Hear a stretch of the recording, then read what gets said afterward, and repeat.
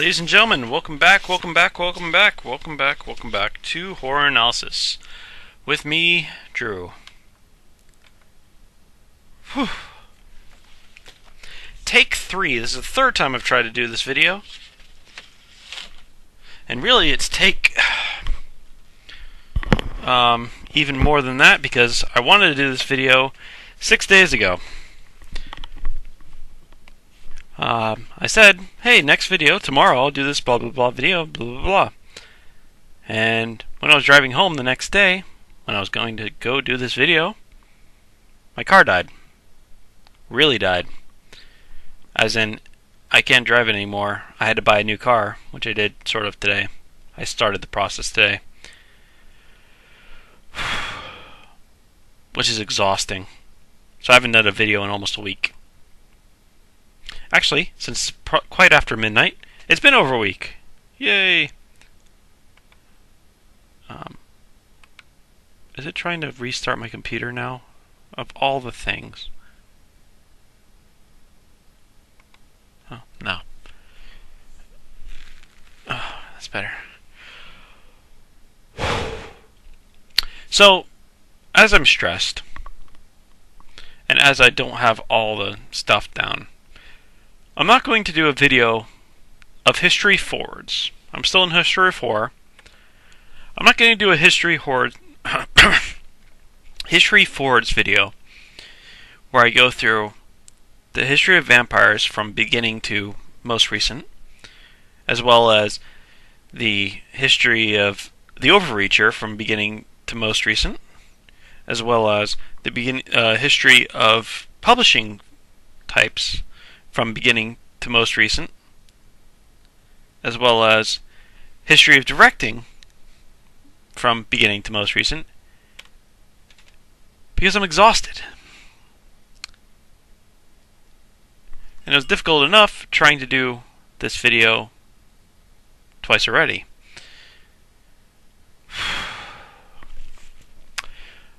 Today I'm just going to do 1 out of the 4. I'll do all of them singularly, and maybe I'll come up with something else, and I'll just add another one on. You won't even notice. Today I'm going to do History of Vampires.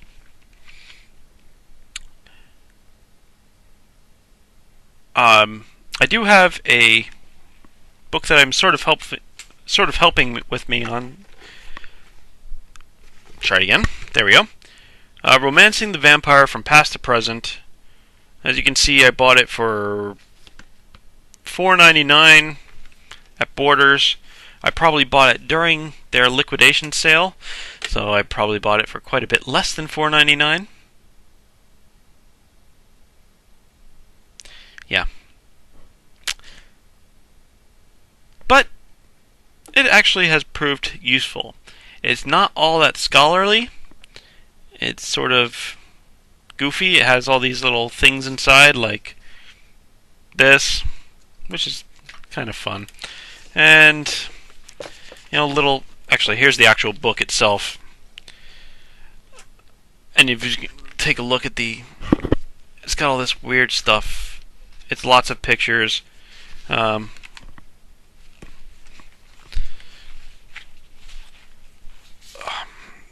got, like, postcards with all your vampire whatnots. There's a picture of the Count. We're into present day. Backing up, there you see Bella looking over the quarter here. There you see Vlad. And then you go back into the beginnings where it says, oh, yeah, back when vampires really existed. Talking about the mythology and whatnot of vampires. And it's that sort of stuff doesn't say, oh, that's not very scholarly. But it's full of pictures and it's entertaining. And it does have some information, which I found useful.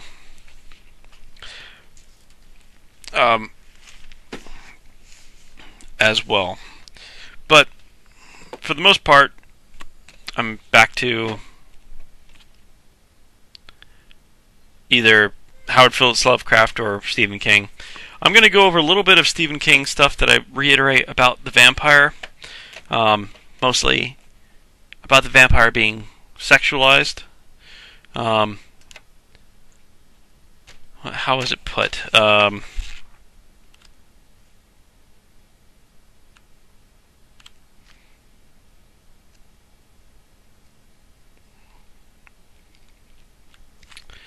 Let's see, hold on. It's rape fantasy, is what King's going to talk about. Voluptuousness, and he's going to be Jonathan Harker is going to be orally raped by the Weird Sisters, and he wants to be. Dracula preys on young women, which King thinks is analogous to cunnilingus, which it is. And during the repressed Victorian era, it would see that it makes sense that that sort of thing would be around, that cunnilingus would make itself known not through that, but through something else.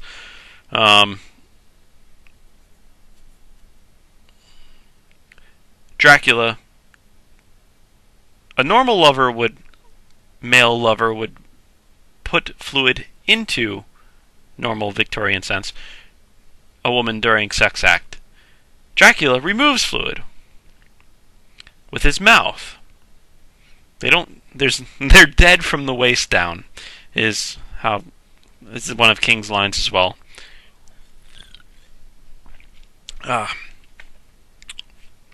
Right. Come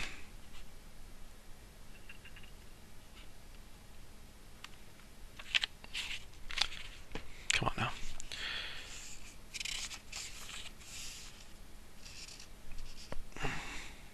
Right, so Franz Mesmer, I went over all this during the Vampire Tale of the Tarot.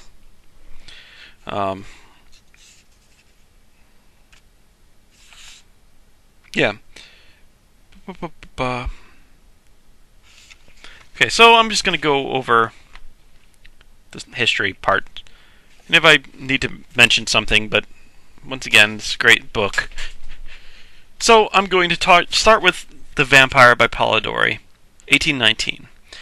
Once again, I'll also mention before the 1700s, the 1750s and back, it was kind of shaky to tell stories about vampires, because if you sounded too knowledgeable, you're a witch, burn the witch, or something like that.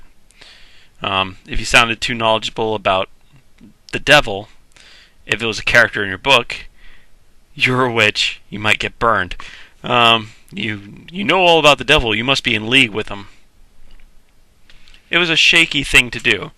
But by 1790,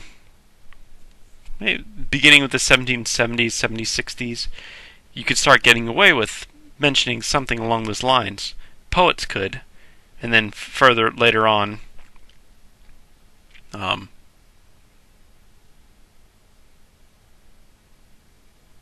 novelists could too. There's vampire poetry. Goethe did The Bride of Corinth, which is pretty vampirish, vampiresque. But the first novel is The Vampire by Polidori. This was written at the same time, in the same writing contest that Mary Shelley wrote the first draft of Frankenstein. Of course, Percy Shelley, Mary's husband, wrote a story that didn't get finished, and Lord Byron, who was also there, who was the patient of Dr. John Polidori, wrote a fragment called The Burial, which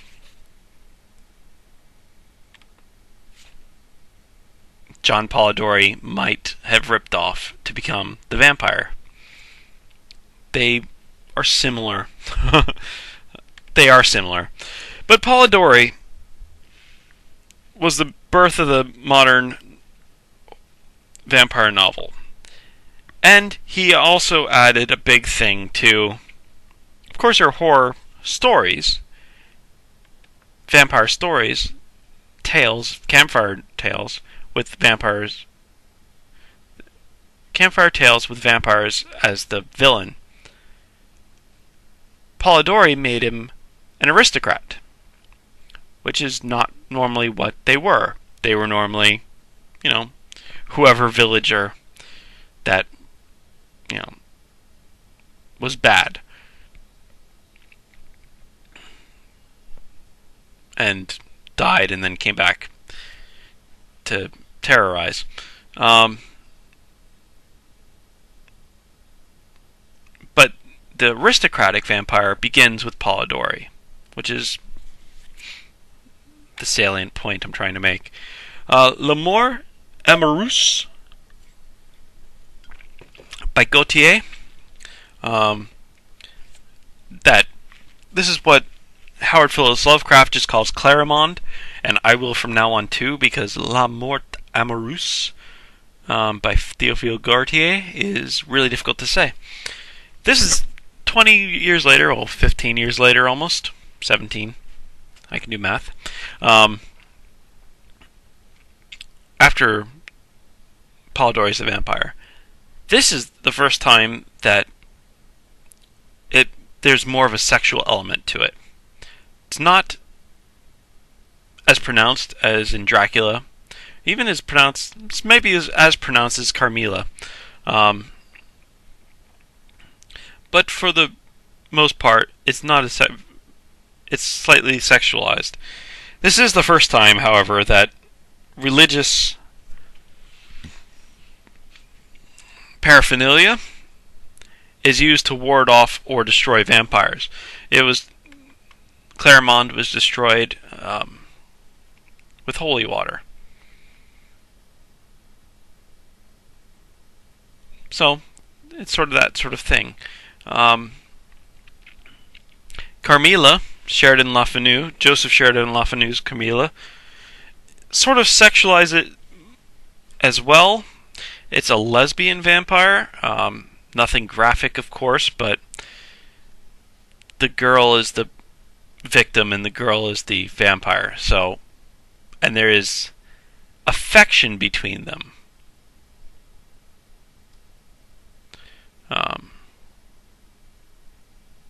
So, that sort of thing's going on. This Carmilla, though, is the first time that the vampire is brought to Eastern Europe. So add 1, 2, 3 together. You add the Eastern Europe, and you add the noblemen, and then you add the religious paraphernalia being a deterrent to the vampire, and you get 20 years later, 25 years later, Dracula by Stoker. And of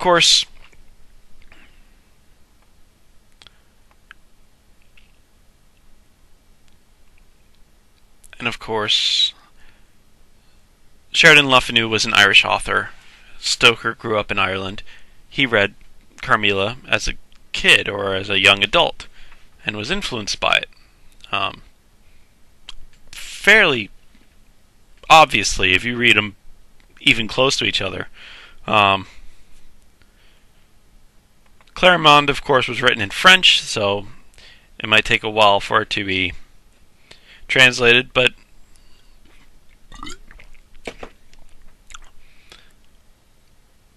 it was. I don't know if it was a direct influence on Dracula, but it was certainly an influence in a way. And then you have the beginning of the 20th century, 1897. Beginning of the 20th century is 1901, and you have the movies.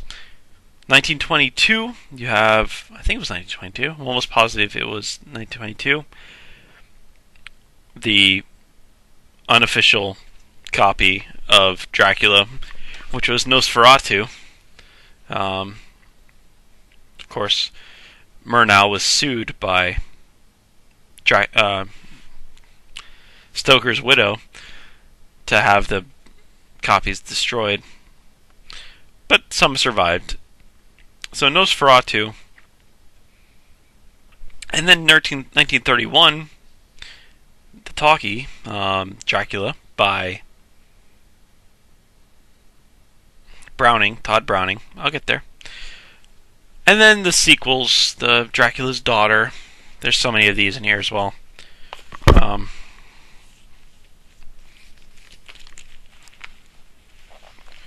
Going into the 50s with Hammer films.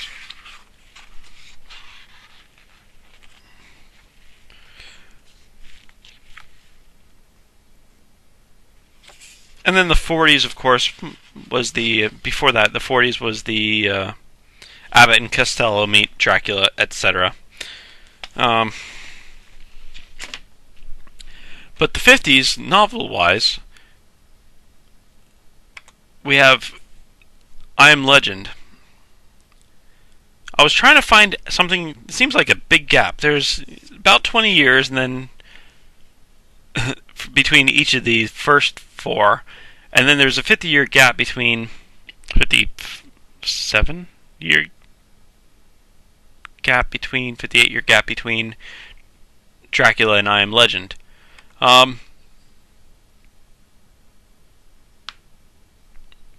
Which is weird, but I couldn't find anything in between that. But there were pulps. There were horror comics. So I'm not sure if there are if there are any, vampires in pulps. I know there were. I mean, I've been listening to a lot of Conan the Cimmerian things, and vampires are just in there as bad guys that Conan cuts their head off or escapes from or whatever. But true influential novels, there's nothing between that I can see. Maybe I'm forgetting something obvious, glaringly obvious, and I apologize if I am. Between 1897 and 1954. Seems like I should be, but I can't think of anything. Modern Masters, I'm thinking. No. But let's go to I Am Legend. I Am Legend is a great book. The Last Man on Earth, the first movie version, is a great movie version. The other two I pass on. I've seen them, but I don't recommend them. But the Vincent Price Last Man on Earth was great. Robert Neville's The Last Man on Earth. He's the only survivor of the plague that turned everybody else into vampires. They are vampires. They are affected by garlic. Garlic cloves. In Dracula itself, it was garlic flowers. I don't know why that's never... it's always portrayed as garlic cloves, but in the book it was flowers. I don't know. It's one of those things, I guess. I've never seen a garlic flower in real life, though, so... whatever. Where was I? I was distracted. So they're affected by garlic. They're affected by religious symbols. The Jewish vampire isn't affected by a cross, but he is affected by the Star of David. The sunlight, they all disappear into their holes in sunlight. Stakes. But not stakes to the heart, it just has to be something opening up a hole in the body. Kills them. A metal rod would work just as... and metal rod to the stomach works just as well as a wooden stake through the heart. um, in the I Am Legend, of course.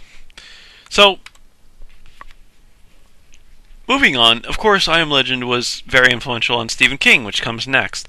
I'm going to jump over Stephen King's Salem's Lot to do Interview with a Vampire because it was written in 1968, published in 1976. I don't know how much rewrite Anne Rice did on this, but this, of course, adds in elements of homoeroticism. Of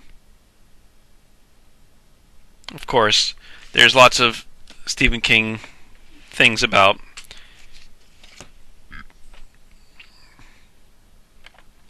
if you have a sexual taboo, you're gonna have a vampire that's right there, on one side or another. And you look at a lot of vampire novels, and you go. It's the history. I'm doing the history of sexual taboos here. But let's go to Salem's Lot. King did not. He wanted to take the sexual element out of Salem's Lot. For the most part, he did. I don't think he loses anything by it. I don't find his vampires scary, but I don't really find any of these vampires all that frightening. I find Hubie Marston scary, but King is very good at ghosts. I should do this. I'm looking at this thing. I should just wear this for the rest of the video. Yeah? No. So I can't do it. But it is great. It is amazing. Put it away, Drew. You're not having no fun for you. Yeah, Hubert Marston was scary. I didn't find Barlow all that frightening, or frightening at all. Some of the atmosphere, the kids sneaking through the forest, trying to get home before the vampires get them. There's the tension there is very good. Very good on Stephen King. Of course, he's Stephen King. You would expect. Moving on, Vampire Junction by S.P. Somtow, 1984. This is one that, let's see if it introduces anything. It introduces Jungian psychology, which is helpful to... It just sort of spins off. It's a spin-off. There's a psychological element to vampires, and it's through this. It's actually very psychological. If you don't, you will get a course in Jungian psychology by reading Vampire Junction, and it's very good. It also adds the element of pedophilia, because the vampire in question is like a preteen, and he's like it's also sort of a social satire, because it's sort of a David Cassidy, or these boy teen idol type things, except he's been alive for thousands of years. Right, so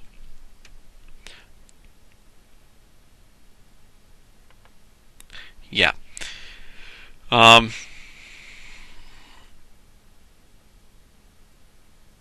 Somtow Vampire Junction. It's the pretty boy that all the girls are in love with, and since it's taboo to think of little girls in sexual light or little boys in sexual light, when little girls are obsessed with little boys, who are pop stars or whatever, it's not sexual. But it kind of is sexual. But that's taboo. But I said it anyway. Uh-oh, I'm going to get in trouble. That's why I should have done this in a vampire novel. That way I wouldn't get in trouble. But, it's underlying. And not that I'm... Necroscope, it's another little spin-off. Lumley, Brian Lumley, almost positive, in 1986 wrote the first Necroscope book. He wrote about a gajillion Necroscope books.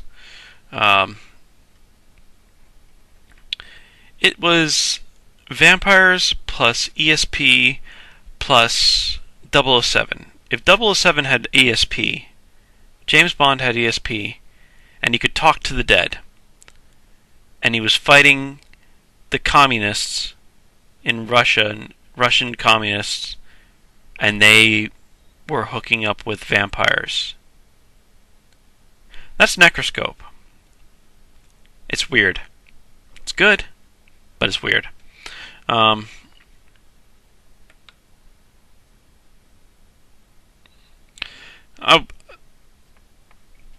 Steakley's Vampires with a $, like that. Steakley's Vampires are very good. I really, really recommend this book. Don't just watch the movie, because the movie I didn't like, and it's John Carpenter. Which is a shame, because John Carpenter is usually good, but I just didn't like vampires.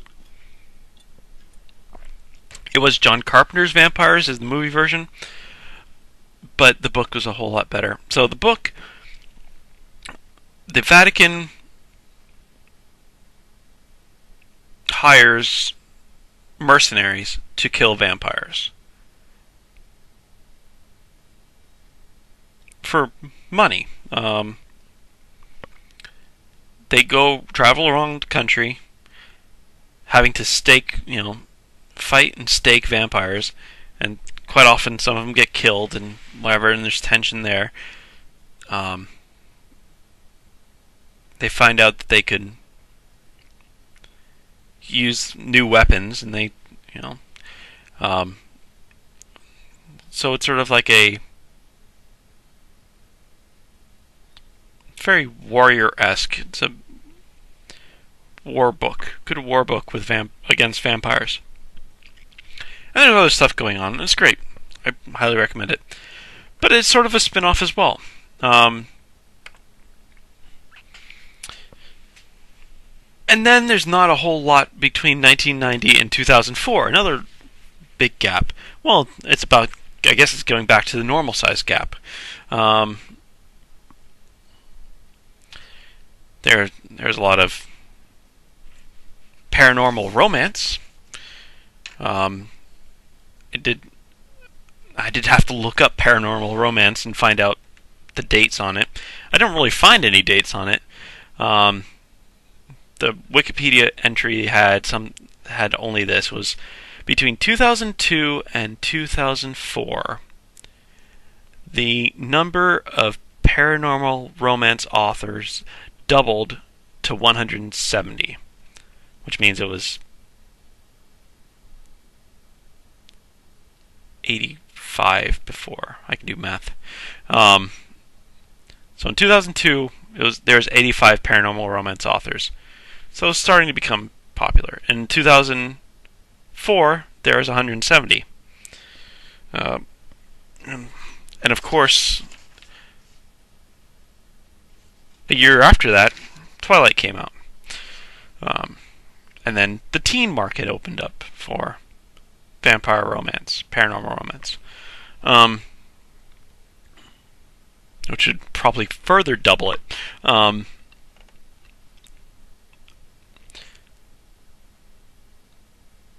So this is a rough time, but in 2004, a Swedish author, John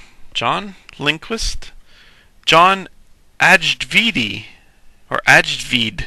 Lindqvist, wrote Let the Right One In. Very highly acclaimed. I couldn't get through it, but not because it was bad. It's just because it was going here and I was going here, and we just couldn't get together. I was enjoying it. It was just going too slow, and the Swedishisms in it was throwing me off. Swedish books are difficult for me to read because they talk about food sometimes in Swedish books, and Swedish food is probably the weirdest thing I know about. in this one, I remember what it was in this one. They talked about crepes. You know, crepes, like French pancakes with like syrup and honey and whatever in it. But they talked about shrimp crepes. And I'm like, what? Shrimp crepes? I can't deal with this. So that put me off the book for 10 days, and I couldn't really ever get back into it. There's just the stuff about the kid being bullied, which I don't like books about kids being bullied either. Sort of disturbing to me. And then introducing the vampire girl as well. Girl, boy, boy, girl. Is it the right one? Is it the wrong one? Oh, let the right one in. And of course, the movie in Swedish was highly acclaimed. The movie in American was not highly acclaimed. That was Let Me In. I don't think I've seen either one, to be honest. I definitely haven't seen the American one. No, I don't think I've seen the Swedish one either. Should be on my list, but it's not. It will be on my list eventually. So, and then we have not much since from 2004 to 2013.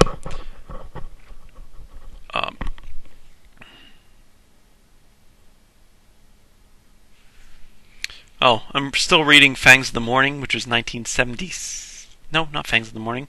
The Progeny of the Adder, Leslie Whitten. It was 1976. I can't say it was very influential, but it's certainly good. I started reading it, and then I kept distracted by other things and other things and other things. And I'll probably come back to it eventually. Movie-wise, what did I miss anything in movies? Interview with the Vampire movie came out in 95.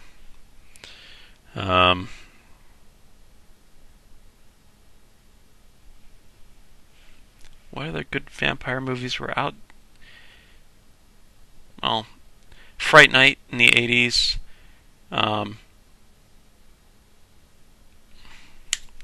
Lost Boys. Lost Boys in the 80s was definitely a reasonable vampire movie. The Dracula remake with Keanu Reeves.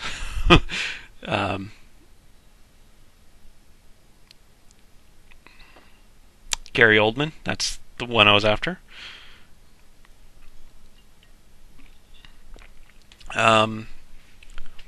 Vampire movies recently.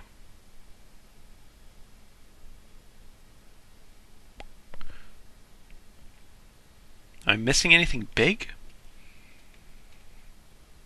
Fright Night remade with what's his name? The guy I'm not crazy about. The actor I'm not crazy about.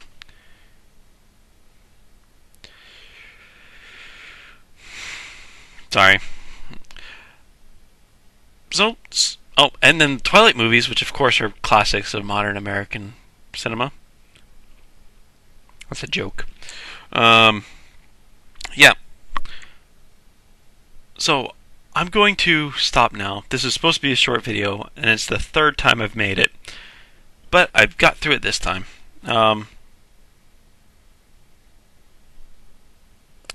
Right. Next time I'm going to probably do either History of the Overreacher or History of Publishing types.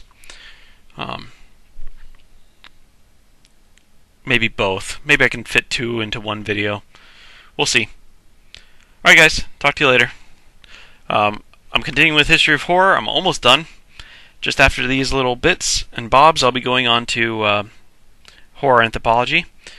But for now, my name's Drew. Thanks for watching Horror Analysis. I'll see you all next time. Just a week. Actually, since quite after midnight, it's been over a week. Yay! Is it trying to restart my computer now? Of all the things.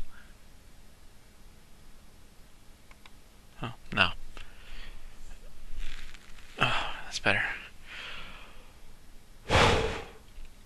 So, as I'm stressed, and as I don't have all the stuff down, I'm not going to do a video of history forwards. I'm still in history 4. I'm not going to do a history forwards video where I go through the history of vampires from beginning to most recent, as well as the history of the Overreacher from beginning to most recent, as well as the history of publishing types from beginning to most recent, as well as history of directing from beginning to most recent, because I'm exhausted. And it was difficult enough trying to do this video twice already.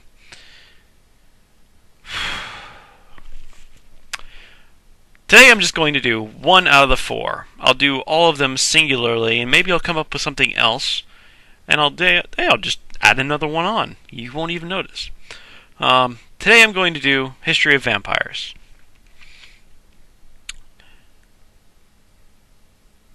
I do have a book that I'm sort of helping with me on. Try it again. There we go. Romancing the Vampire from Past to Present. As you can see, I bought it for $4.99 at Borders. I probably bought it during their liquidation sale, so I probably bought it for quite a bit less than $4.99. Yeah. But it actually has proved useful. It's not all that scholarly. It's sort of goofy. It has all these little things inside, like this, which is kind of fun. And, actually, here's the actual book itself. And if you take a look at it's got all this weird stuff. It's lots of pictures.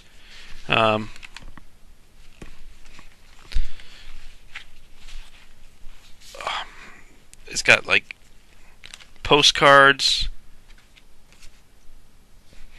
With all your vampire whatnots. There's a picture of the Count.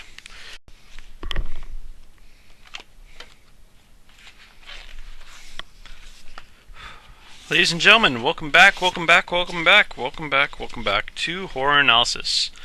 With me, Drew. Whew. Take 3. This is the 3rd time I've tried to do this video.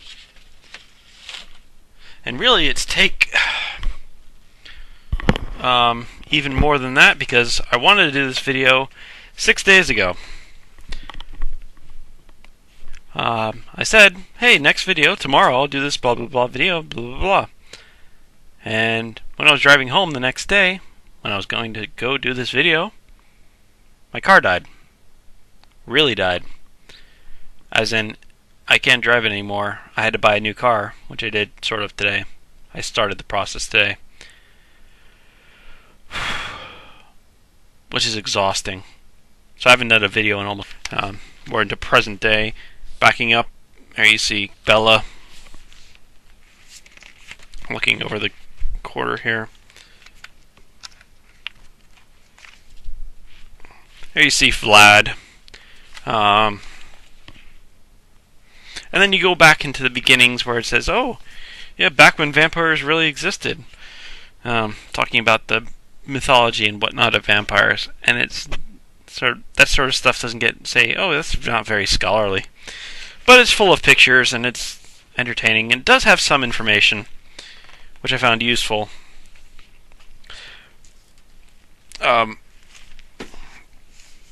As well. But for the most part, I'm back to either Howard Phillips Lovecraft or Stephen King. I'm going to go over a little bit of Stephen King stuff that I reiterate about the vampire.